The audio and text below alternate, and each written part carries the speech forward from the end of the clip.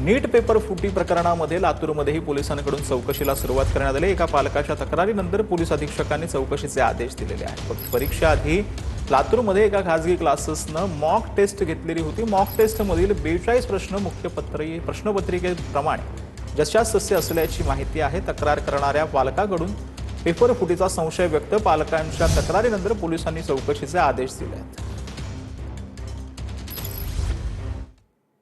तर मराठवाड्यामधल्या अनेक जिल्ह्यांमध्ये नोटांची टंचाई मोठा प्रश्न बनलेला आहे। अनेक एटीएममध्ये नोटा नाही आहेत, एटीएमही बंद आहेत। धक्कादायक म्हणजे काही बँकांनी पैसे काढण्यावरही मर्यादा घातली आहे। मराठवाड्यात अजूनही नोटांची टंचाई ही सुरळीत झालेली नाही। एकीकडे मोदींनी जनतेला खाद्यतेल, खतं, सोनं यावर कमी खर्चाचं आवाहन केलं, मात्र दुसरीकडे मराठवाड्यातल्या अनेक भागात लोकांची पैशांअभावी अडचण झाली आहे। अनेक बँका आणि एटीएम मध्ये नोटांची टंचाई आहे। खास करून 500च्या नोटा दुर्मिळ झाल्या आहेत।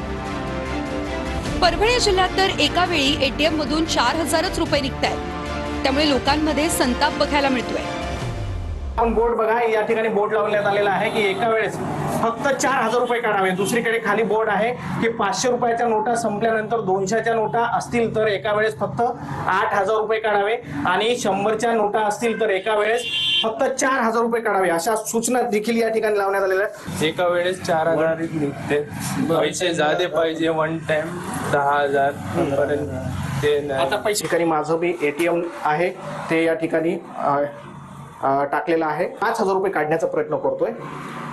5000 रुपये निघतात का आपण बघूयात। मी इथे या ठिकाणी ओके करतोय आणि ओके केल्याच्या नंतर प्लीज वेट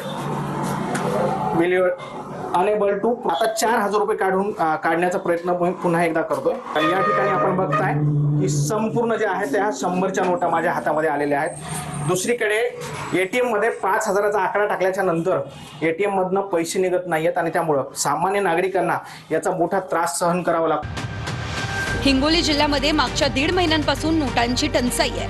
बँकवाले 2000च्या वर कॅशच देत नाहीये। दुसरीकडे एटीएम मध्ये खडखडाट आहे। आम्ही 3 फिरलो बा, तिकडे याच्याकडून आलो, तिकडून इथून आता तिसरा आहे, त्याच्यात पण नाही।